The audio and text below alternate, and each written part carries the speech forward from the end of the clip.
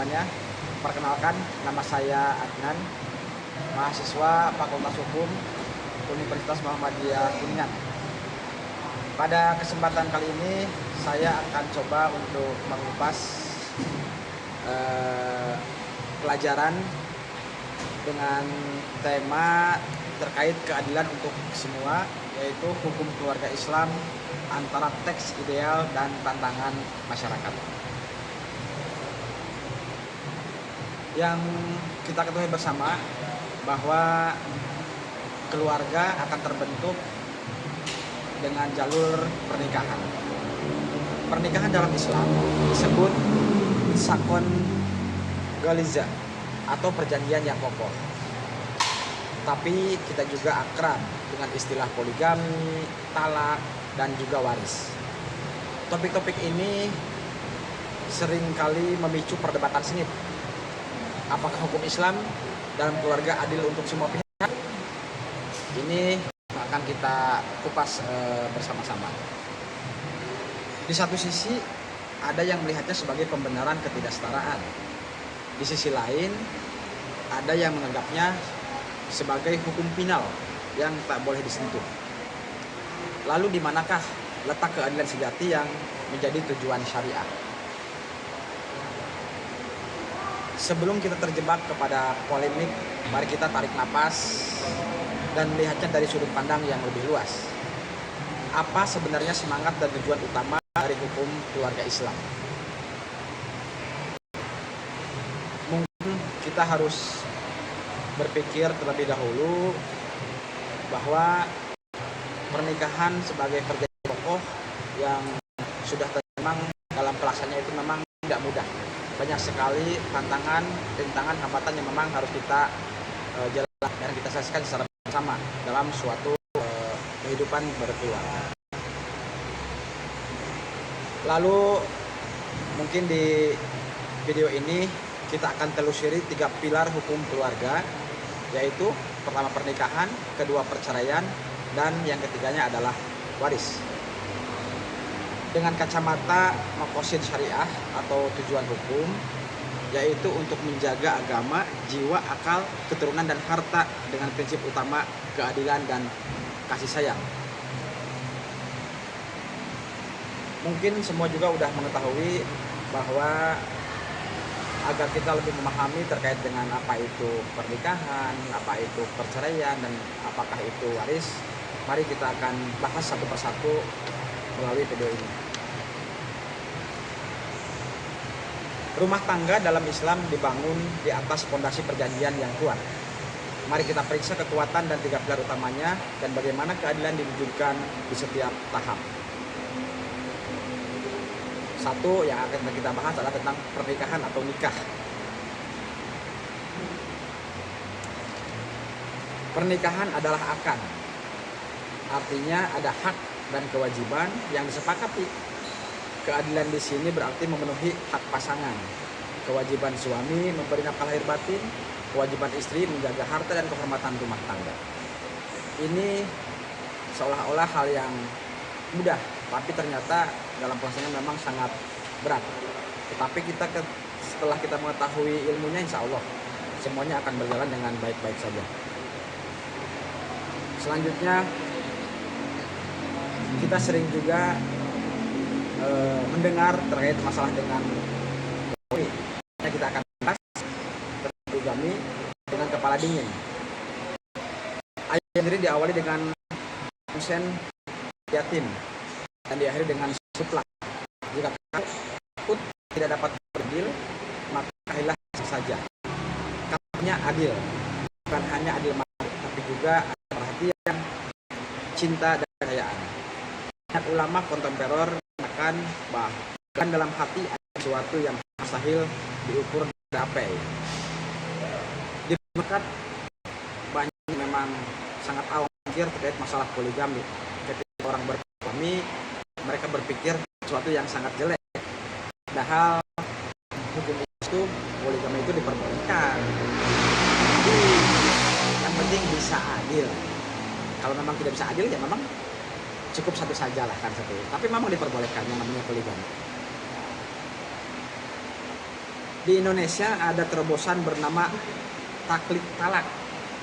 Dalam kompilasi Islam ialah bagian pranikah yang memberi hak istri untuk mengajukan cerai jika suami bersyarat seperti tidak nafkah, melakukan kekerasan yang lebih dikenal dengan mungkin KDR. Ini adalah contoh konseptual hukum untuk melindungi keadilan. Artinya mungkin setiap orang ketika membangun rumah tangga mengucapkan ijab kabul akan pernikahan, dan barang tentu ingin membangun rumah tangga yang sakinah mawaddah warahmah. Walaupun tadi kita sebutkan dalam perjalanan itu memang tidak mudah, pasti banyak tantangan, banyak hambatan, banyak rintangan, banyak badai yang harus kita lalui. Selanjutnya yang kedua, kita akan membahas terkait masalah talak. Talak adalah jalan terakhir, bukan senjata. Islam mengizinkan talak, tapi mencapnya sebagai sesuatu yang halal tapi sangat dibenci oleh Allah. Ini menunjukkan bahwa jalan terakhir, bukan opsi pertama. Prosedurnya pun dirancang untuk memberi waktu pendinginan atau idah dan mediasi atau artinya talak menuju perceraian itu sesuatu yang memang dicap boleh, halal dalam Islam itu halal. Cuma memang sangat dibenci Allah. Artinya memang dalam rumah tangga itu ketika ada sesuatu yang memang sudah tidak bisa lagi diselesaikan dengan musyawarah, dengan baik-baik, yang mungkin opsi terakhirnya adalah dengan talak atau mungkin menuju pada perceraian. Makanya hati-hati kepada para kaum laki-laki, jangan mudah untuk mengucapkan kata talak, karena ini resikonya sangat fatal kan seperti itu.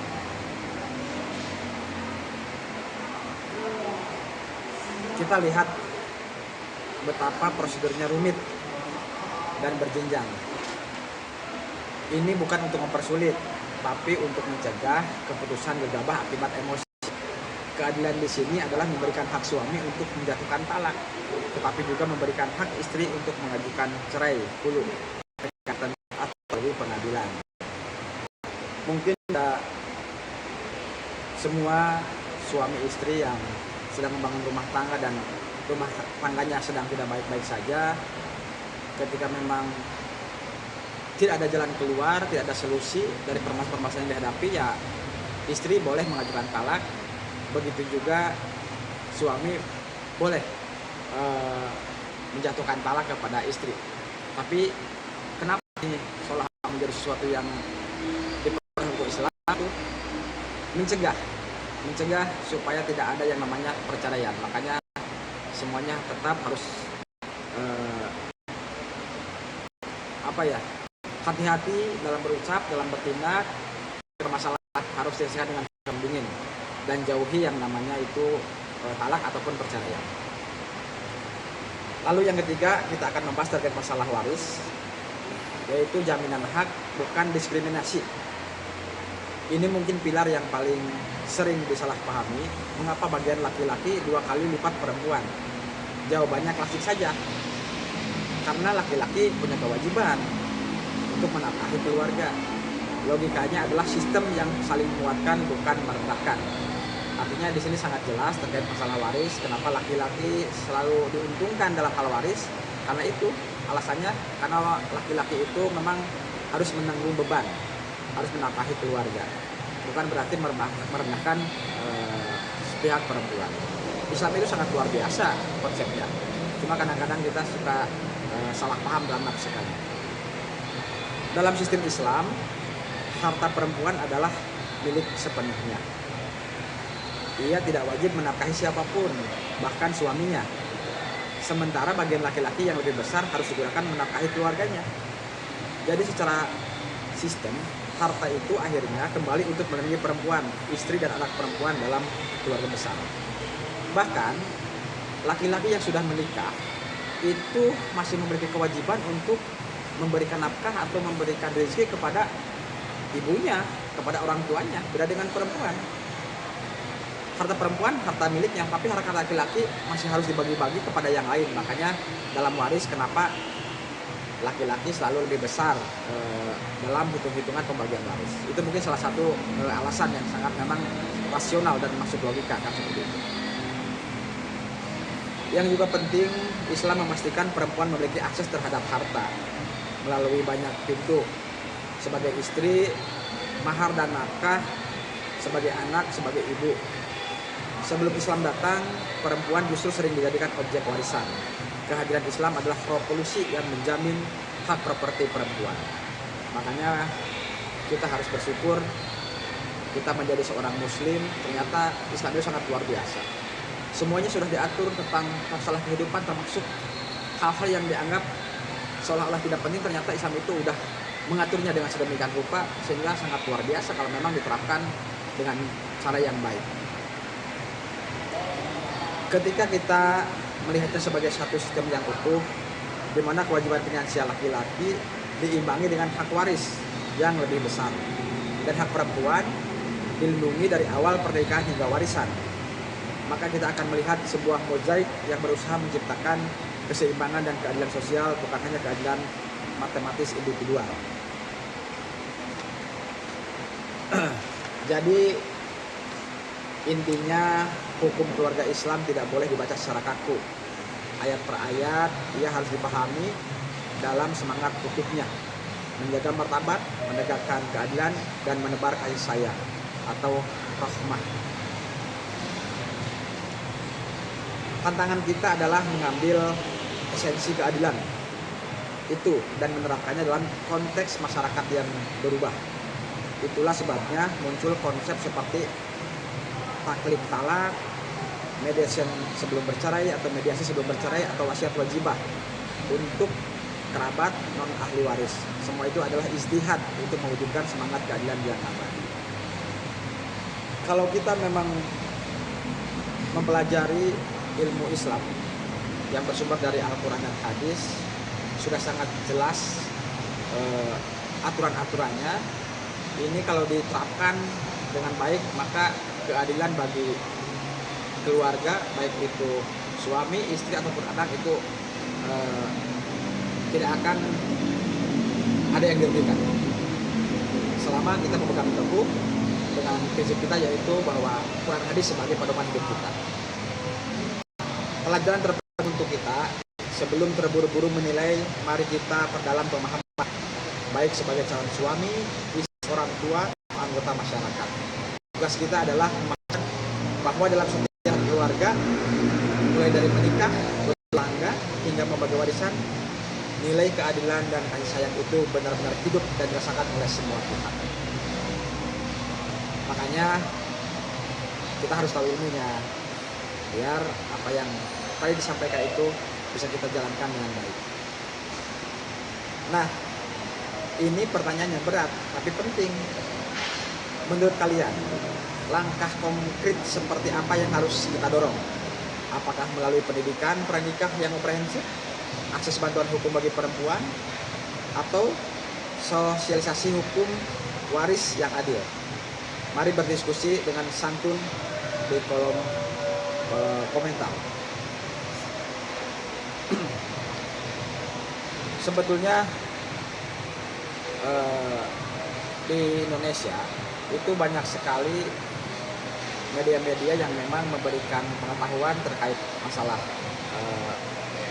berumah tangga, termasuk dari persiapan mau melaksanakan ijab kabul lalu pernikahan. Kita udah diberikan bimbingan oleh pihak KUA, oleh P3N dari desa, oleh tokoh agama, tokoh masyarakat. Itu sebenarnya pembahasan itu sudah ada.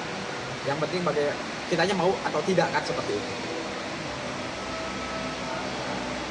Jika video ini memberi perspektif baru, bagikan kepada pasangan, keluarga, atau teman-teman Anda. Diskusi yang sehat dimulai dari pemahaman yang baik. Dan jangan lupa subscribe untuk video terakhir dalam seri memahami hukum Islam. Itu mungkin yang dapat saya sampaikan. Terima kasih. Mudah-mudahan kita semua, rumah tangga kita sebagai suami, sebagai istri, sebagai orang tua, sebagai anak, bisa bersama-sama untuk membangun rumah tangga yang sakinah mawaddah warahmah. Pahami ilmunya, pelajari ilmunya, laksanakan dengan baik dalam kehidupan sehari-hari. Jangan lupa bahwa Al-Quran dan Hadis itu sangat luar biasa kita terus belajar agar kita selalu mendapat dari Allah Subhanahu wa taala.